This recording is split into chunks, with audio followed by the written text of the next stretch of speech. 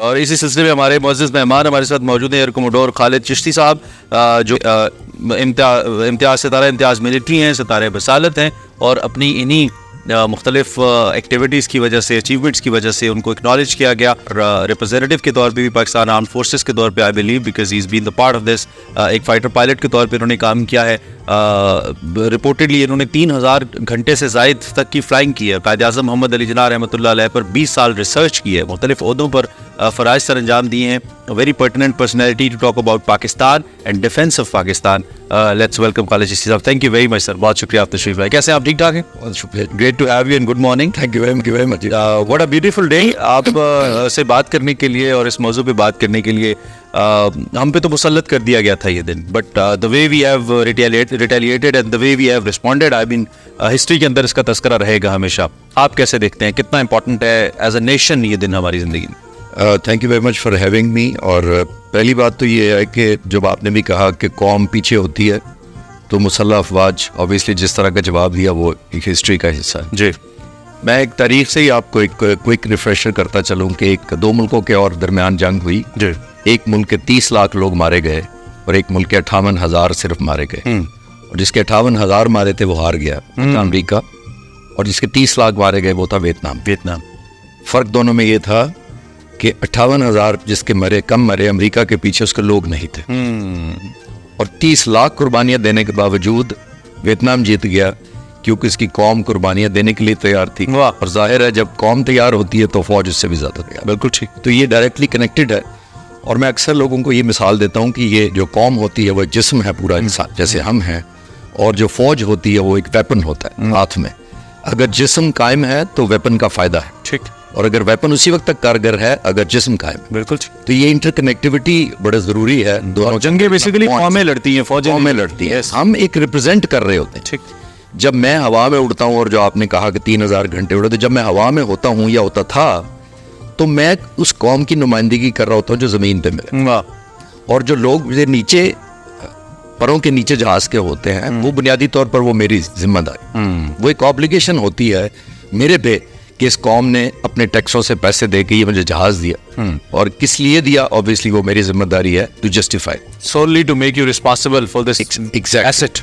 तो वो जो जिम्मेदारी आपको इंटरेस्ट करती है, और ये जो सबसे बड़ी बात है, जो कौम आपको एतमाद देती है और ये ट्रस्ट देती है, वो मेरे पे कर्ज होता है, और वही रीपे करने के लिए सारे लोग, जो शोहदा हैं और जो गाजी हैं, आज मैं उनको ट्रिब्यूट देना चाहूँगा, जिनकी वजह से आपने सही कहा कि हम चैन की नींद आज भी सोते हैं, बेशक, और 1965 में भी ऐसा ही था। बिल्कुल। कमिंग बैक टू 1965 जो आपने पूछा, वो जज्बा ही असल था जिसकी वजह से जो बिफ्टिंग जवाब दिया। अनफॉर्चुनेटली आपने देखा 1971 में ऐसा नहीं था, क्योंकि एक कौम या एक हिस्सा हमारे साथ नहीं था, और उसका रिजल्ट आपने देखा कि कुछ सो अनप्लेजेंट कि हमारा मुल्क निकल गया हमारे हाथ से।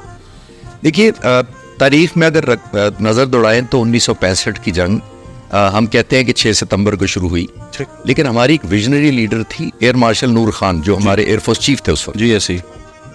मैं उनके लिए भी दुआ गो हूँ, क्योंकि वो एक दूरअंदेश लीडर थे। 31 अगस्त 1965 को, यानी जंग से एक हफ्ता पहले तकरीबन, उन्होंने दुश्मन के अज़ाइम भांप लिए कि ये दुश्मन हम पे हमला करने को तैयारी कर रहा है खुफिया तौर पर जी। और उन्होंने अपने तौर पर एक लाइट कम्युनिकेशन का जहाज जेलम से लिया, खुद उड़ के बॉर्डर के ऊपर देखा, और उन्होंने देखा कि ये तो दुश्मन के टैंक्स पूरे लाइंड अप है जेलम और सियालकोट के अगेंस्ट। वो देखते हुए उन्होंने 31 अगस्त को ही पाक फिजाइया को रेड अलर्ट कर दिया, ठीक, यानी हाईएस्ट पॉसिबल अलर्ट, जो वॉर रेडीनेस का जिसको कहते हैं जी। और आप ये देखिए, बहुत कम लोग जानते हैं कि पहली तारीख को ही, 1 सितंबर को, जंग शुरू होने से 5-6 दिन पहले, हिंदुस्तान की फौज के, एयरफोर्स के 4 जहाज हमारे अंदर घुस आए। वो जासूसी करने आए थे हमारा इलाका देखने, तो सरगोदा से स्कॉलिडर सरफराज रफीकी और फ्लाई लेफ्टिनेंट भट्टी गए, और इन 2 जहाजों ने उन 4 को मार गिराया, और मैसेज ये दिया कि हम, हमारे लिए जीरो टॉलरेंस जिसको हम कहते हैं, कि अगर आप दखल अंदाजी करेंगे तो आपको मैसेज ऐसा दिया जाए। बिल्कुल सही। 6 सितंबर को एक और हीरो हैं, स्कॉलिडर सरफराज रफीकी। अब मेरे हिसाब से अगर कोई मेरे लिए रोल मॉडल, जी, मैंने कोई 30-35 साल एयरफोर्स में सर्व किया, मैं समझता हूँ कि उससे ज़्यादा मेरे लिए इंस्पिरेशन कोई नहीं थी। स्कॉलिडर सरफराज रफीकी वो लीडर हैं जो जंग शुरू होने के वक्त स्क्वाड्रन कमांडर थे एक स्क्वाड्रन के। मैं आपके नाजरीन से शेयर करता चलूँ कि पाक फ़िज़ाइया के प्लानिंग में ये शामिल था कि अगर हमारे पे हमला हुआ तो हम फौरी तौर पर 3 हवाई अड्डों को, जो सियालकोट और लाहौर के ऑपोजिट है, पठानकोट, आदमपुर और हलवाड़ा, इनको हमला करके तबाह कर देंगे। और आपके व्यूअर्स के लिए मैं ये भी बताता चलूँ जो बेहतर समझना चाहे कि हवाई अड्डे पे हमला क्यों करते हैं हम। हवाई अड्डे पे हमला उस वक्त करते हैं कि जब हमारी लैंड फोर्सेस ने कोई हमला करना होता है ताकि वो रनवे से दुश्मन टेक ऑफ करके हमारी फौज को नुकसान ना पहुंचाए, जमीनी फौज को। बिल्कुल सही। और दूसरा, जब उनकी फौज हमारे ऊपर हमलावर हो तो उनकी एयरफोर्स पीछे से हवाई अड्डे ना अवेलेबल होने की वजह से उनको सपोर्ट ना दे सके। बिल्कुल ठीक। तो हम हवाई अड्डे को या एयरपोर्ट को या बेसिस को टारगेट इसलिए करते हैं। तो मैं ये करता चलो 3 एयर बेसिस थे, हल्द्वाड़ा, आदमपुर और पठानकोट। और तीनों पे हमने इकट्ठा हमला करना था 8-8 जहाज़ों ने। सही। पठानकोट पे पेशावर से कॉलोनल सजाद हैदर ने हमला करके 13 जहाज़ों को ज़मीन पे तबाह कर दिया, कामयाब हमला हुआ। MM आलम मशहूर ज़माना, वो आदमपुर गए और उन्होंने जब हमला करने का किया तो उनको इंटरसेप्टर्स ने घेर लिया। ये शाम 5 बजे की बात है, 6 सितंबर।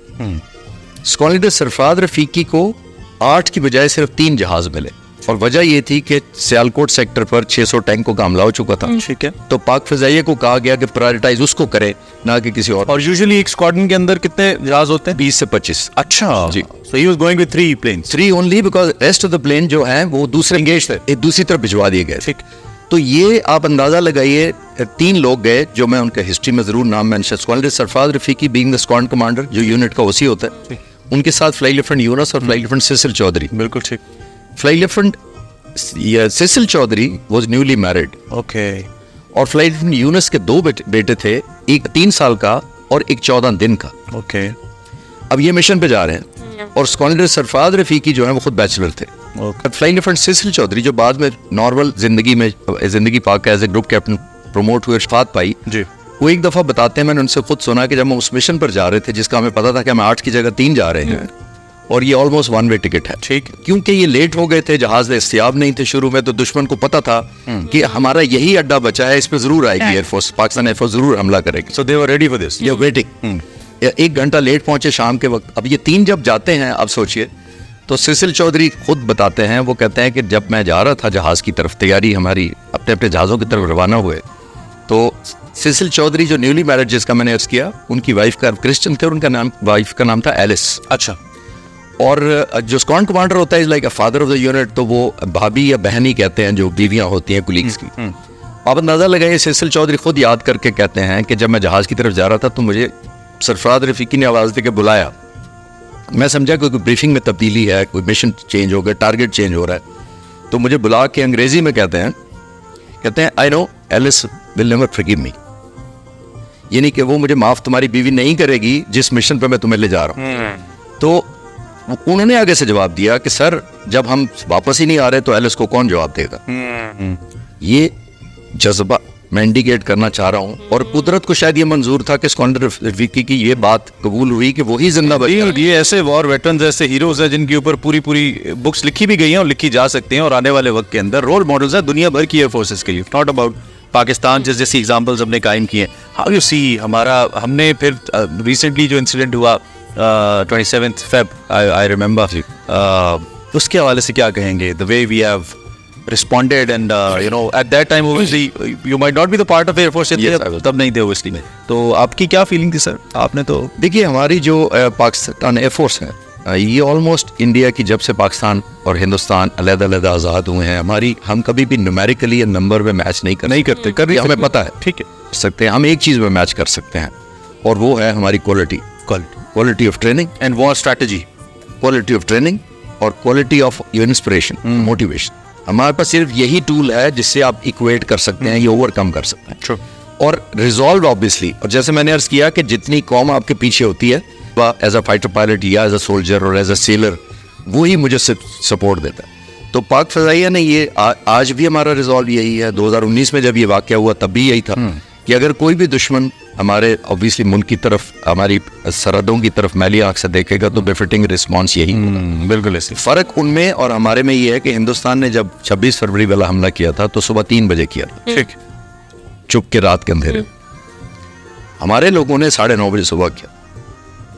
एक 1/3 एयरफोर्स जो दूसरे मुल्क जिस 65 बिलियन रुपीस का बजट हो डिफेंस का जी, और आप सिर्फ 3 गुना बड़ी हो और आप ऐलान करके जाएं कि अब हमारी बारी का इंतजार करो, तो ये पीछे वही जैसे मैंने अर्ज किया एक जज्बा आपकी ट्रेनिंग और मोटिवेशन बिल्कुल Exactly. और that's why we became successful. ऐसा ही है। अच्छा सर, अभी आप बात कर रहे थे कि कौमें जंगें नहीं लड़ती, फौजें जंगें नहीं लड़ती, कौमें लड़ती हैं। तो बेसिकली पीछे जब 1965 का भी जिक्र अभी हमने किया, उसमें भी जिस तरह से पाकिस्तानी शहरियों ने अपनी फ़ौज का साथ दिया, अब आके आप कैसे देखते हैं ये जो ताल्लुक़ है कौम का फ़ौज के साथ, कितना मजबूत होना चाहिए? और दुश्मन कुव्वतों ने हमेशा हर पॉइंट पे कोशिश की कि इसको वीक किया जाए, इसका इमेज ख़राब किया जाए या इस ताल्लुक़ को ख़राब किया जाए।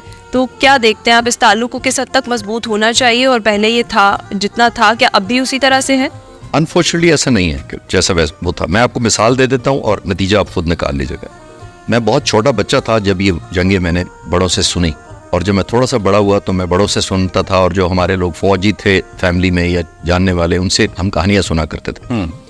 आप अंदाज़ा लगाइए कि मुझे अच्छी तरह याद है कि मेरी फैमिली के जो सोल्जर थे या ये ऑफिसर्स थे, वो कहते थे कि जब हम जीप में किसी गांव से गुजरते हैं, कोई एक्सरसाइज करते हुए कहीं रुक जाते हैं, तो पूरा पूरा गांव हमारे लिए नाश्ता ले आता। गांव की औरतें अपने दुपट्टे से हमारी जीपें साफ करती। ये ऐसे ही है जी, बिल्कुल, ये देखा है। तो आपने ये देखना है कि आया आज यही सिचुएशन है, और अगर नहीं है तो we need to do something, because मैंने जैसे अर्ज किया कि फौज जो है वो वेपन होती है, जिस्म कौम होती है। बिल्कुल बुनियादी तौर पे जितना स्ट्रांग बॉन्ड होगा। मुझे अभी भी याद है कि सोल्जर एक दुकान से कोई चीज ले ले और अगर उसको पता लग जाए कि ये फौजी है तो पैसे नहीं लेते जी, ऐसे ही तो कह रहे थे आपसे पैसे नहीं लेते। तो एक बार सर, क्यों ऐसा, ये जो कुछ ऐसा माहौल हुआ, एक तो 5th जनरेशन वॉर, क्या सारा दोष हम दुश्मन को दें या हमारी अपनी भी गलतियां हैं? हमारी अपनी भी गलतियां हैं, क्योंकि 71 में मैं इंडिया को कहूंगा उन्होंने 1 लाख मुक्ति बानी ट्रेन जरूर किए, 300 फ्रॉगमैन ट्रेन किए एक इंस्टेबिलिटी पैदा करने के लिए ईस्ट पाकिस्तान में, लेकिन आया वो 1 लाख ने हमारे 7 करोड़ लोगों को हॉस्टेज बना लिया सिर्फ? नहीं, ऐसा नहीं हुआ। हमारी भी थी 1970 में इलेक्शन हुआ था हमारा दिसंबर में, और मार्च 71 तक पावर हैंडओवर नहीं हुई टू द रिप्रेजेंटेटिव, और एक्सप्लॉयटेशन शुरू की। दुश्मन तो करेगा, प्लीज ज़हन में रखिएगा, दुश्मन किसी वैक्यूम को, किसी सुराख जाने नहीं देगा, किसी अपॉर्चुनिटी को नहीं जाने देगा। ये हम पे है कि हम इतना स्ट्रांग बॉन्ड हो कि दुश्मन को हम ऐसी जगह ना दे, स्पेस जिसको कहते हैं ना दे, कि वो ये डिस्टेंस पैदा करे। थोड़ा सा मैं आपके फ्लाइंग एक्सपीरियंस पे भी बात करना चाहता हूँ, क्योंकि आई बिलीव कि जो भी लोग, बच्चा जो है ना, जो भी बड़ा होता है वो कहता है मुझे पायलट बनना है। आई बिलीव आप भी उन्हीं बच्चों में से होंगे जो बचपन में कहते होंगे। अब भी बहुत सारे बच्चे होंगे, you might be watching you as a hero, चूंकि आपने इतना अरसा पाकिस्तान एयरफोर्स के लिए फ्लाई किया, one of the best air forces in the world, और मेरे ऑपरेशंस का कुछ मुझे अंदाजा, I have been covering them and I know how do they work. Obviously आप तो बीइंग प्रोफेशनल उसका हिस्सा रहे हैं। अपने फ्लाइंग एक्सपीरियंस के बारे में बताइए, how does it feel to fly, और जो हमारे नए गैजेट्स हैं या हमारे जो नए एयरक्राफ्ट्स हैं उसको लेकर आपकी क्या फीलिंग है? बारे में बताइए। तो बड़ा अच्छा आपने सवाल किया, और मैं जब लोगों से मिलता था, और जब मैं इतना बड़ा हूँ और एक नया बच्चा मुझसे पूछता है, तो उन्हीं के रिपीटेटिव एक जो है ना क्यूरी और इंक्विजिटिवनेस की वजह से I came back after the retirement, और मैंने एक यूट्यूब डॉक्यूमेंट्री चैनल बना दिया, अच्छा, खालिद चिश्ती के नाम से। ओके। और उसमें ये सारी यही स्टोरीज हैं हीरोज की, ओके। पीएफ की हैं और पीएफ मॉडर्नाइजेशन की हैं, पीएफ के वॉर हीरोज की हैं, उनके इंटरव्यूज हैं। मैं खुश नसीब समझ, much needed I believe, much needed, कोई कर रहा है। Yes exactly. तो मैं ये अर्ज करना चाह रहा हूँ, मैंने ऐसे ऐसे हीरोज को जिन्होंने दुश्मन के 2 जहाज मारे थे, 52 साल में पहली दफा कहा कि कैमरे पे आए, उन्होंने कहा नहीं। अब सोचिए उनकी selflessness, he is 82 now. Okay. मैं कल उनके साथ एक जगह एयरफोर्स के इवेंट पे, हम दोनों स्पीकर थे वहां पे, एक इवेंट के ऊपर एज गेस्ट स्पीकर गए थे। ओके। तो मैंने कुछ 1.5 साल पहले व्हेन ही वाज 80 इयर्स, मैंने उनसे कहा कि सर आप इंटरव्यू दे दें मुझे, तो आपने 2 जहाज हिंदुस्तान के मारे, और 2 ये क्लेम नहीं है, दोनों कंफर्म्ड हिंदुस्तान मानता है कि हमने 2 लूज किए। वो पायलट इंटरव्यू नहीं देना चाहते थे, और वो कहते थे मुझे कि यार इसमें कहने की क्या बात है। आई वॉज पैशनेट, मेरा पैशन था, I was enrolled into the air force to kill the enemy, duty थी, एंड आई डिड इट। तो इसमें बताने की क्या बात है?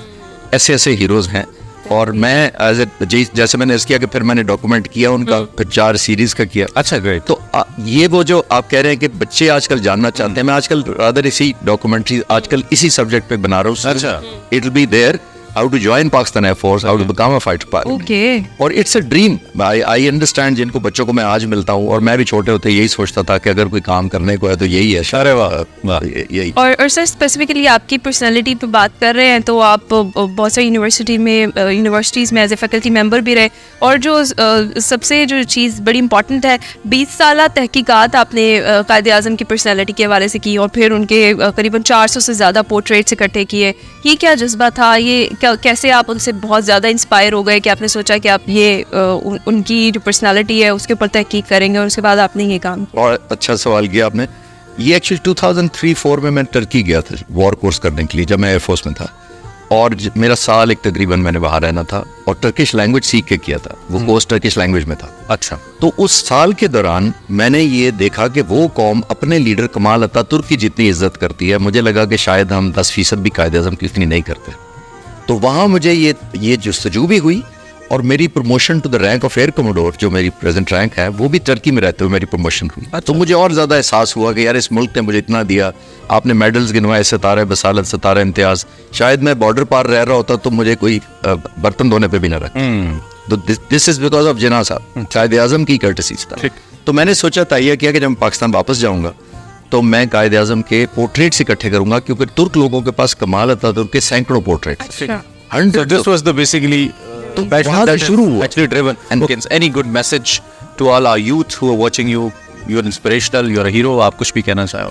मैं तो सिर्फ एज ए हीरो तो नहीं कह सकता, बड़ा होने के नाते सिर्फ अगर मेरे उम्र में, तो जिंदगी में जो आप हासिल करना चाहते हैं वो इस प्रोफेशन से सीख सकते हैं. तो जिस प्रोफेशन से मैं आया हूँ, आइदर यू शूट और यू गेट शॉट. तो अगर आप टारगेटिंग भी इसी तरह करें जिस तरह हम लोग करते हैं एयर में रहते हुए, कि अगर आप अभिनंदन को ना मारते तो वो हमारे पायलट को मार दे. बिल्कुल ठीक. तो अगर आप जिंदगी में भी टारगेटिंग या टारगेट स्ट्रैटेजी ये करें कि अगर ये नहीं है तो फिर कुछ नहीं है, तो आपकी एनर्जी उसी तरह आएगी, और आपकी बॉडी और Stay firm at your decision and take them immediately. Thank you very much sir. बहुत शुक्रिया तशरीफ लाए आपने, हमें वक्त दिया.